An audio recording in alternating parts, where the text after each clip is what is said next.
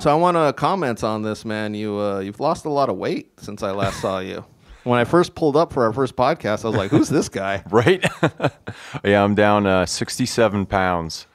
But since I met my weight goal at 65, I'm going to start taking some creatine and some protein powders. Oh, nice. So I can get back up to about 190, 195, just muscle and shit. So, Not fat. Yeah, exactly. Yeah, your weight loss I had a realization that my current weight is just not satisfactory. So I'm either going to lose a bunch of weight like you or gain a bunch of weight, which is probably more likely. Oh, no. So we'll see. I'm going to come in next week. I'm going to be like 250. I've just been eating. Dude, I was at 245 on Cinco de Mayo. Yeah? And now I'm at 178. Damn. Yeah, so... Yeah, I actually started working out, too. I'm down to 220. So. Oh, sweet. You got, like, free weights? I'm doing yoga. Don't tell Ty, because he's going to get into it. And I have just, like, a bike. Oh, so nice. I'm just trying to do 10 miles a day. Dude, that's good. That's good stuff. Yeah, cardio is always necessary. Yeah, I like it. It's one of those things where once you get into it and start doing it, that's when you start enjoying it. Oh, totally, yeah. Right off the bat, you're like, this is awful. I feel terrible. Yes, exactly. I feel like after the first yoga, I felt like Ralph. I was just like, I'm in danger. I was stretching out like my pelvis area that I had never stretched out like in a year, and I was just like, I need to do this every day. Oh my God, dude. I felt the same way when I started doing core work. Because like the beer gut in the front is all gone. Like, yeah, I know, it's ridiculous. Nothing. And then like I still got a little spare tire on the sides, but like that first week with the alcohol withdrawals, it was just like, oh my God. Like, yeah. Fucking shitty. And you're not drinking at all now, right? No, just sticking with Lady THC and a lot of sparkling water. It's been nice. Me too. I'm taking August off of drinking. I wasn't going too hard at it, but it was just one of those things where I'm just going to take a rest from it, Oh, dude, I hear you. Like that first month and a half of quarantine, I was at like 2 cases of White Claw a night, which just like... That's so much. I looking back, it is a lot. And I wonder how much sugar is in it. There's really no sugar. It's like 100 calories per. Oh, okay. But like combine that with a sedentary lifestyle and just like eating garbage. Yep. Like it got away from me for a little bit. I bet. I think that happened to a lot of people in quarantine. There was nothing to grab onto. Yeah. And I don't know about you, but when comedy went out, you know what I mean? When we weren't able to go out and do comedy, me and Dom are both a couple of comedians. I don't know if anybody knew that. I didn't realize how much identity I associated with doing comedy. Oh, dude, same here. It was ridiculous. Seriously. I felt lost those first months, and I was drinking a shit ton every night. Not 2 cases of White Claw, but I was definitely drinking whiskey and beer every single night. Oh, yeah, definitely. Yeah, and then I had some other stuff happen as far as my girlfriend left me. It was almost a blessing in disguise for my health because she could drink like a fish like me, and instead of staying out till last call, like half of the week, I'm, working out, turning on baseball if it's on, and just chilling, listening to music, getting stoned, good stuff. Yeah, sometimes it's stuff like that's a blessing in disguise. Yeah, and I had been seeing a therapist for a while. The weed is just completely helped with my depression and anxiety and everything. Like it's been just fantastic, just adding that more and then taking away the booze. Yeah. Well, booze is a depressant. It's something that you don't really realize how really depressed you feel. Oh yeah. While you're drinking, it's crazy. And I'm a happy drunk too, but it's like the afterwards where you're like, huh, I just spent $200 and I feel like a bag of ass. Yeah. I have nothing to show for it. Yeah. That's the other thing. Oh, exactly. Nothing to show for it except gut and bad health. Yeah, bad health. Well, with that, we're just going to get right into the Sports Experience podcast. This is the podcast where we talk about a bunch of great sports stories. They can be weird. They can be wild. They can be any kind of W word out there. And this episode today, it's about the Avalanche and the Wings, the Colorado Avalanche and the Detroit Red Wings. Probably the best sports rivalry in the mid 90s to early 2000s. Oh, absolutely. Yeah. Like, I can't even think of another one to compare to it. Oh, no. I mean, out for blood. That's all it was. Yeah. It was out for blood, and 5 times they met in the playoffs in a 7-year span. And just... It was a brawl almost every time. Like, if you wanted to get to the Stanley Cup Finals out of the Western Conference, you had to either go through Joe Louis Arena or McNichols / the Pepsi Center. Well, let's get started in it, because you actually brought up something so a lot of people associate the starting of this rivalry with Game 6 in the 1996 Western Conference Finals, where Avalanche player Claude Lemieux checked the Draper. Chris Draper from the Red Wings. Yeah. And broke his face. Yeah, he fractured his jaw, broke his cheekbone, fractured his orbital bone. They had to wire it shut. It was a very dirty play. And it was right in front of the Red Wing bench. But the only Red Wings player that saw it, oddly enough, was Steve Yzerman, their captain, Hall of Famer, one of the best players of all time. The Red Wings actually did not see, the rest of the team and the coaching staff did not see that play until the game was over. And Dino Ciccarelli of the Red Wings, after the game, when the media was asking him about it, he was like, I can't believe I shook that blanking blank's hand. Yeah, I read that. That was a great one. Yeah, which is hilarious to hear, like, some tough Italian guy with a Canadian accent say it. Like, I can't believe I saw that, or I shook that mother blanker's hand. Oh, it's the best. Oh, man. And Avalanche went on to win that series and the Stanley Cup that year. Yeah, they swept the finals against the Panthers. I mean, the only close game of that series was the triple overtime game winner slap shot by Uwe Krupp, defenseman, against Van Beesbrook in the finals. Yeah. But you want to say that this goes all the way back to 92 draft? This actually, okay, so to set the stage for this, because this is actually very important, and this is like where my like Rain Man mind goes, like, to get real nerdy about it. This goes back to the 1991 NHL entry draft. And why this is important is because Eric Lindros, Hall of Famer for the Philadelphia Flyers, great player, big guy. Honestly, his career was really cut short by concussions, but he was fantastic. They were calling him the next one. He was supposed to be the next Wayne Gretzky, and was an incredible player. I mean, star on even Team Canada in the Olympics and stuff. Yeah. I mean, just a fantastic player.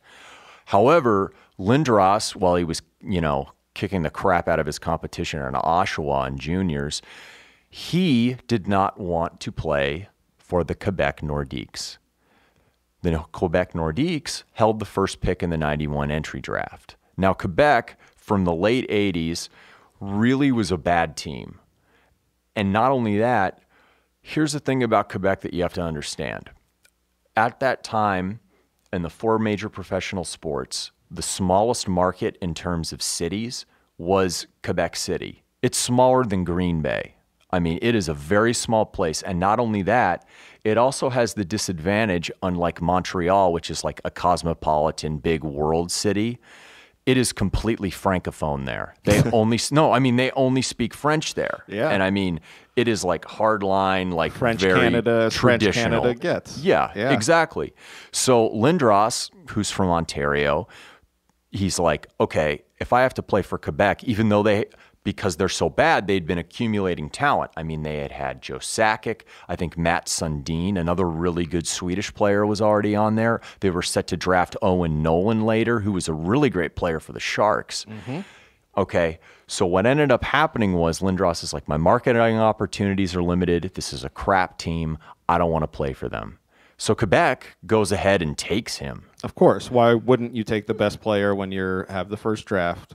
And pretty much tell the player to stick it and play. To stick it until we work out a trade. Yes. And that's basically what Quebec did, kind of like the Baltimore Colts with John Elway. However, unlike John Elway with the Baltimore Colts, where their owner was a complete insane drunk person and gave him away legitimately almost for free, Quebec made a very savvy move by sending him to Philadelphia. And we could probably do another episode on this about the New York trade offer that was negated. Kind of like, this is just, it blows my mind how this unfolded. But what Quebec ended up doing was sending him to Philadelphia based on one linchpin.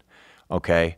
And it was Peter Forsberg, one of the best international players ever, Hall of Fame, all-star for the Colorado Avalanche, Nordiques, whatever. An amazing player. Maybe the best center of his winger, time. yeah. Was he the winger? Yeah, he was a winger. Yeah, and him and Sakic were just and I'll get to Joe Sakic. I was going to say that Avalanche team just was so stacked. But Yeah. that's where they started to get it, was from before they were even the Avalanche franchise, when they were the Nords, they started to accumulate all these ridiculously great, young, talented players. And it's all law of averages because they were so bad. So it's like, we're picking near the top. Let's pick this guy. Yep. But they get Forsberg, but they not only get Forsberg, they get veteran goalie Ron Hextall, who's a good player in his time. They get Chris Simon, an enforcer on those mid-90s Avalanche teams. Mike Ricci, who was a very, very good second, third line center for Colorado as well. And they get the rights to a draft pick to take a young goalie named Jocelyn Thibault, who had a couple good seasons in Chicago, did pretty good for Montreal, and I will get into that later. So they built the backbone of this team through this Eric Lindros deal where he goes to Philadelphia. So now you have Sakic, you have Forsberg, you have Sundin, you have Nolan. I mean, you have a really, really good team. Or at least the beginning of a good team. Yes. So you have the pieces. You have a good line, and then you can build on your second line and hopefully get a great goalie in there, and then become and a great team. there's the sticking point. Yep. Is by the 94-95 lockout season, Quebec is kicking the crap out of the competition, and they end up getting the number 1 seed in the Eastern Conference. Unfortunately for them, in the first round matchup, they have to play defending Stanley Cup champion New York Rangers. They play the Rangers, and in 6 games, their 3 goaltenders of Stéphane Fiset, Jocelyn Thibault, who's only like 19, 20 at this time. I mean, they brought him up pretty early. And Garth Snow gave up 25 goals in 6 games. Which is ridiculous. Yeah, even for that time, that's a lot to do. And you can kind of tell that that's not goalie mistakes. You can kind of tell that that's not a goalie rotation isn't going to fix that. Yes, precisely. So not only are they ascending, but the team is dealing with a lot of financial difficulties. And this is at a time when the NHL is trying to expand to markets in the United States as opposed to Canada to really boost the popularity of the game. And get rid of their smaller markets and get into the bigger markets like Colorado. And that's exactly what happened, because Colorado had only had a team in the late 70s for a few years called the Colorado Rockies, who eventually became the New Jersey Devils. And Colorado is a big hockey state. Yeah. So they're starved for it. And you're sending a ready-made team to Colorado for the 95-96 season. And guess who their first game's against that year? It's got to be the Red Wings. And they win their first game at McNichols against the Detroit Red Wings. Yeah, and that's how you set up these rivalries. It's beautiful. And it's crazy. And at that same time, so we already talked about the Nords and the Lindros trade and the move and everything. The Red Wings at that time were finally starting to ascend. Yeah, they were starting to get it together. They had got Steve Yzerman, fantastic. Enforcer Darren McCarty, fantastic. A group called the Russian Five, most notably Sergei Fedorov, but a lot of guys. What Detroit did fantastically during the 80s and early 90s, they really went after players from the old Soviet bloc countries, and they struck gold. Oh, yeah, sure. So getting players on the cheap and working them in. Just fantastic. And Nicholas Lidstrom, who's Swedish, is one of the best defensemen, arguably, in the entire history of the NHL. Yeah, and with his run as a defenseman with the Red Wings when they were winning all those championships, I mean, that's pretty much. Oh, I mean, he was a rock back there. Yeah, just and I've always hated the Red Wings, but man, I got to give it up to them because they in the 7 to 2005. They won. Yeah, they won 3 Stanley Cups. Yeah, it's ridiculous. Three. Yeah, but. Anyway, as far as the Red Wings are concerned, they had made the conference finals, or they had made the Stanley Cup finals in 94-95, where they had lost to the Devils. The Conn Smythe winner, MVP of the playoffs for New Jersey that year, was a gentleman we had referred to earlier, Claude Lemieux, who, for whatever reason, throughout his entire career, whether it was with the Canadiens, whether it was with the Devils, whether it was with the Avalanche, whenever it turned to the playoffs, that dude somehow found another gear to be a fantastic player. Yeah, I mean, And one of the big moves that Colorado had made after they had moved was getting Claude Lemieux in a 3-team trade, to provide some veteran leadership stability. But that wasn't the most important trade of that year for the Avalanche. The most important trade happened because Patrick Waugh, the Canadiens goalie, 2-time Stanley Cup winner, NHL wins leader as a goaltender, wanted out of Montreal. Why did he want out of Montreal? Well, I'll tell you why he wanted out of Montreal.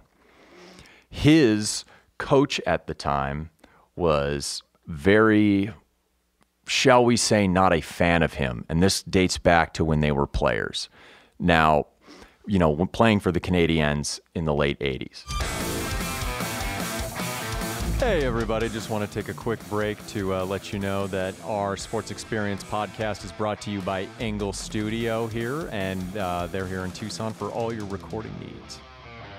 Well, I mean, the coach, he just hated him ever since he was a player, and then he became the coach, and even though he was the greatest pretty much the best goalkeeper in the NHL at the time, he just kept giving him shit. Yeah, the guy's name was Mario Tremblay. Okay. Sorry for that. I had to look that one up in my notes. Sorry, I'm not a snow frog hockey fan, shall we say. But anyway, Tremblay, what he did in a game on December 2nd, 1995 of that year, they were playing a team called the Detroit Red Wings, and Waugh just didn't have it that night. And normally when a goalie doesn't have it and a game turns into a blowout, you as a coach pull your goalie. You put in the backup and you just say, we live to fight another day. Yes. Tremblay left Waugh in the game. And it only got worse. It just kept compounding. Waugh gave up. He left him in until he gave up 9 goals. And the people at the Montreal Forum were not having it. When Waugh made a run-of-the-mill save, the entire arena erupted. Oh, I'm sure. So when Tremblay finally pulled Waugh went to the bench, didn't say anything, went to the general manager and said, this is the last game I'm ever going to play here. That's crazy. So Montreal had a discontent goaltender. And mind you, only a couple seasons before they had won the Stanley Cup, but the team was aging. So they're like, all right, well, we might have to get rid of this guy. Last Canadian team to win a Stanley Cup. Correct, yes. So when now we see Canadian hockey taking a dive because of that. Pretty much. But Colorado had an ace in the hole. Their general manager, Pierre Lacroix, very good friends with Patrick Waugh. Yes. Very good friends.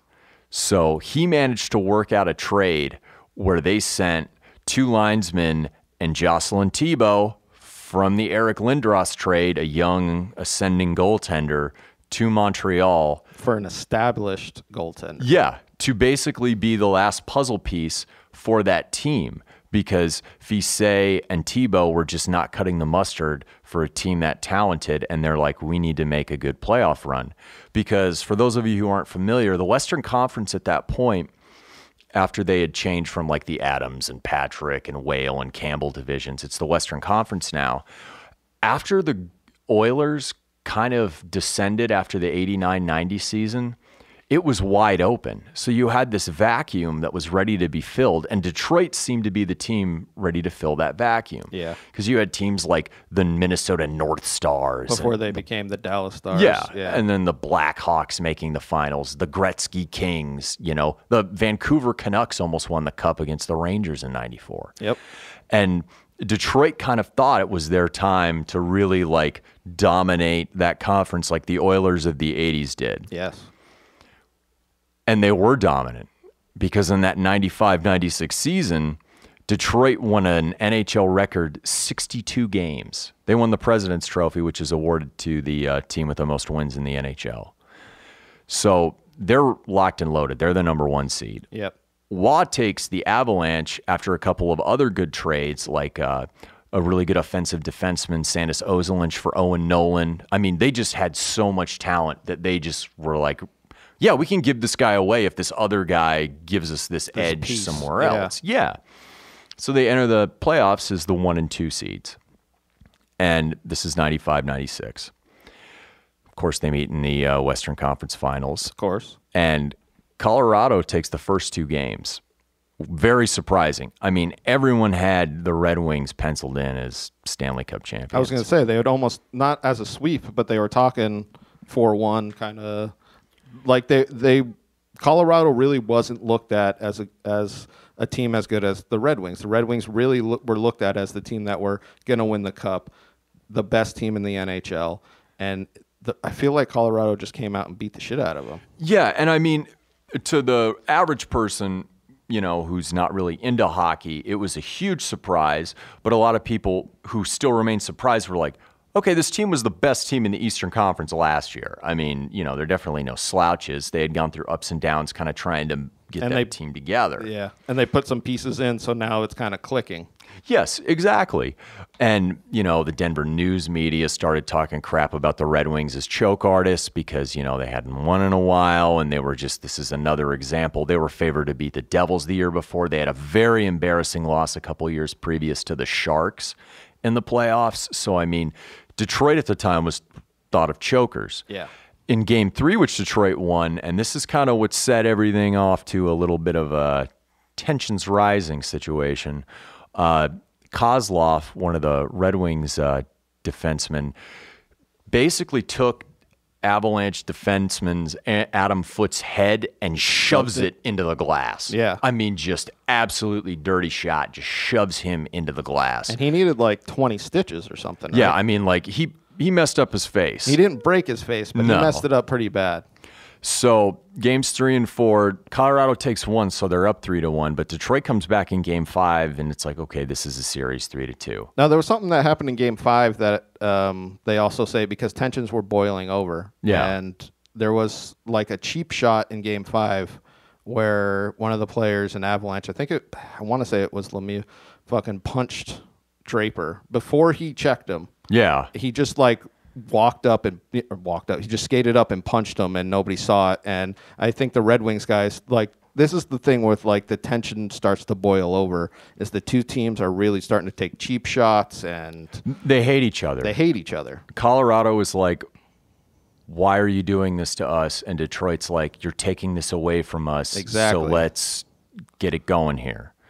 And Game 6 is when it all happened, where Lemieux broke Draper's face, for lack of a better phrase. If you watch it, it is brutal. It is brutal. It is sad. And Chris Draper is not a sissy. That is one of the toughest dudes in the NHL, and Lemieux went and broke his face on a very cheap hit. Yeah, that was the other thing. It's not a clean hit that got taken like a huge hit. It was a cheap hit in the back that, I mean, was deliberate to put him into the board. It was away from the play. It had everything. No bearing. Yeah. It's not like they're going into the corner, chasing after a loose puck or anything. It is really sad, and it was pathetic. They would suspend him nowadays for multiple games for a hit like that. Oh, yeah. Yeah. And they pretty much just were like, I think they kicked him out of the game for it, but I'm not 100% sure about that. No, I mean, hockey was much different back then. Oh, it was much different back then. Different game. Yeah. But that's the thing about games. They all evolve like that and become a little bit less violent. I feel like this rivalry made hockey look at a lot of these hits, a lot of these like situations that create fights. You know? Totally. It was a blood sport. I mean, I was living in Denver at the time. I mean, I had no allegiance to either team as a Pens fan, but like watching those games was entertaining. But you also knew that at the drop of a hat, the whole teams could be going at it. Yeah, for nothing. That's what got me into hockey when I was, 15, 16 when this was, I was probably like 12 when it first started to happen. But I remember like my friends being like, no, we got to watch this game because literally like at any moment it's going to be a fight. And you're just like, really? And then 5 minutes in, you're just like, wow, that was 3 fights. 10 minutes in, you're just like, oh, there's the goalkeepers. Like, yeah, it's just, these teams hated each other more than, the Israelis coaches and the hated each other. Yeah, Mark Crawford and Scotty Bowman hated each other. Like, so that's what I mean. So the coaches weren't like they were like fueling the fire. No, it's like, we hate these guys, and we know that if we're going to win the Stanley Cup, we have to beat them. Yeah. Or beat the hell out of them. And I think that leads us into the most famous fight we were discussing previously. Well, I found this interesting because we're going to get into this 97 fight, which people call the Brawl in Hockeytown. Mm-hmm. They actually had 2 or 3 games before that, which were kind of chippy, but Yeah. didn't have fights like this. To the scale of these fights are so ridiculous. Yeah. So like they had a couple of games and they were chippy. And Lemieux didn't play in a couple of them. I was going to say Yeah. Lemieux didn't play in the first one, and people were saying that's why, because he literally sat out the game because he said he had a stomach virus, which whatever. He knew what was coming. Yes. And let's just say he got his just desserts. Oh man. As soon as that game, if you watch that game, it's almost like they don't really care about the hockey game. No, the hockey doesn't matter. No. So on March 26th, 1997, the Avalanche traveled to Detroit. Two best teams in the Western Conference going at it. I mean, this is like they're gearing up for the postseason here. The game starts, and within the first couple minutes, one-on-one fights start breaking out. Yeah, I think it's 4 minutes in, they had 2 one-on-one fights. They did, yeah. And it's starting to get a little chippy. By the end of the first period, with about 2 minutes to go, that's when the melee begins. I was going to say, that's when chaos, like, you see guys from Detroit pinning a guy from the Avalanche up against the boards and just beating the shit out of him. Oh, yeah. Which is... So here's the thing about hockey, if you don't know. If a guy goes down, they normally separate him right away. If it's obviously lopsided, they normally separate him kind of thing. There was so much going on that the refs couldn't keep any kind of control on it. No, and I mean, why would you? And you have a rabid crowd at Joe Louis Arena of Detroit fans just like, we're out for blood. I can't imagine what that game would have been like going. And you're like God. 4 or 5 beers deep and they just start brawling. You're just like, oh my God. Throwing octopuses on the floor. Hey, Detroit, stop throwing octopuses on the floor. They're delicious. Don't waste food. I don't understand that. First off, you're bringing an octopus to the game. You have them with you the whole time. Well, I'll actually tell you why that they do that, because Detroit's one of the original 6 teams. Okay. So it took 8 wins at that time because there were so few teams to win a Stanley Cup. Octopuses have 8 legs. That's what they associate with it, and that's kind of how the tradition started. But, nice. Yeah. Still a waste. Still a waste. Still a god darn waste. Yeah. But anyway, so during this fight with about 2 minutes to go in the first period of this game, Darren McCarty, who's kind of the Red Wings tough guy, starts skating for Lemieux. But he starts skating towards Lemieux from the... If you talk to a Detroit fan, it's in Lemieux's peripheral vision. If you talk to an Avalanche fan, he comes up from behind him. Yeah. I'd like to think he could barely see him in his peripheral vision if he had the greatest vision ever. That seems legit. And he just thwaps him in the back of the neck, and McCarty just starts beating him down, and Lemieux basically turtles. He can't really defend himself at that point. No. McCarty starts kicking him. If you have YouTube, watch it. It is just the visceral hatred they have. And it keeps going.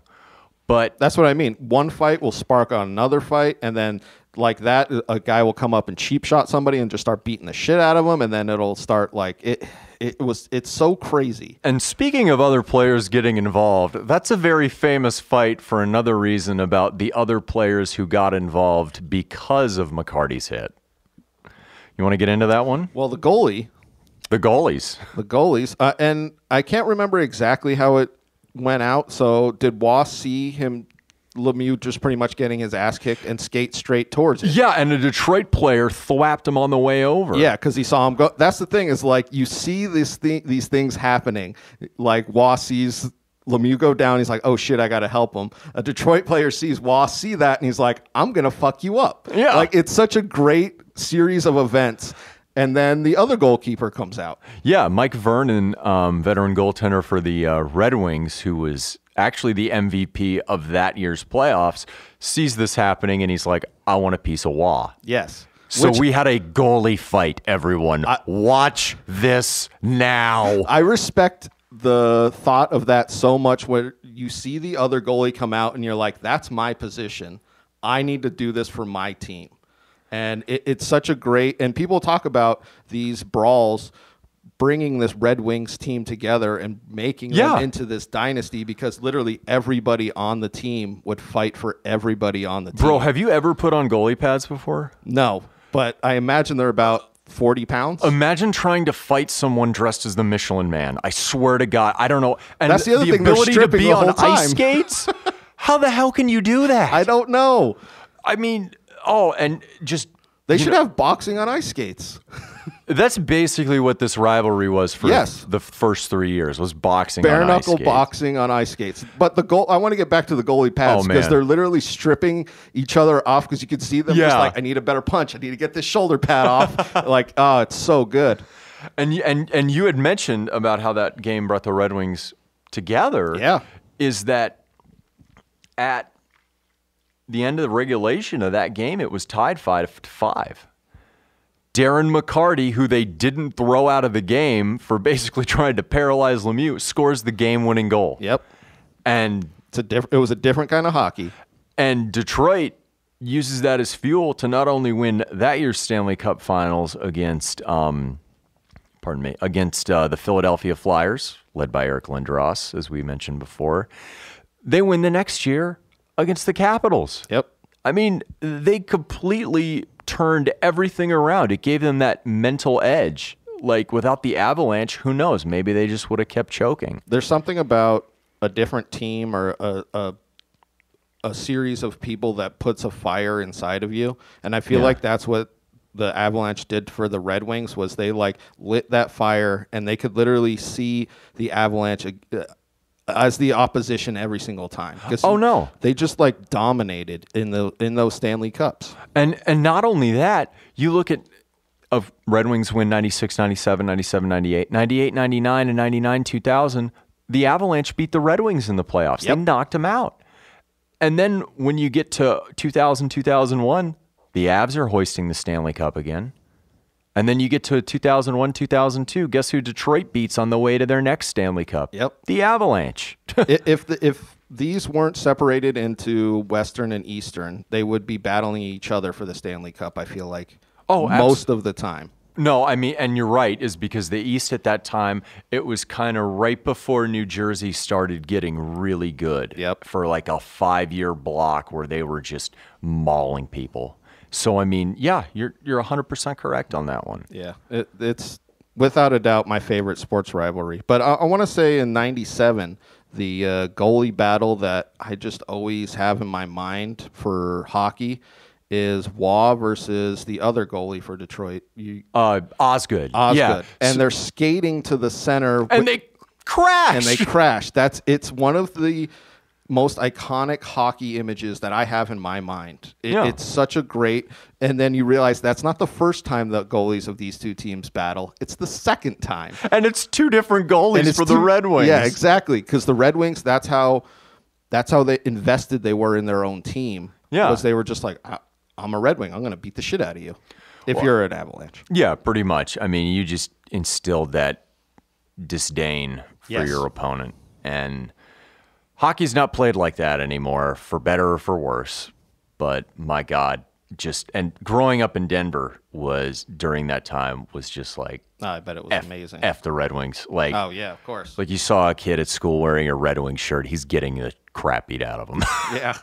That's just bad parenting, though. Yeah, I mean, come on. Yeah, I mean, I don't understand why you'd be a Red Wings fan in the first place. There, no, but let alone in Colorado in 96, 97, 98. Oh, Jesus. Oh, man, that's good stuff. Yeah. Yeah, all right. That was our episode of Avalanche and the Red Wings Brawl. This is the Sports Experience Podcast. We're releasing episodes every Wednesday and Friday, so check that out. I'm Chris Quinn at Quinn Comedy. I'm Dom DiTolla at DiTolla Dominic. And that's it. Thanks.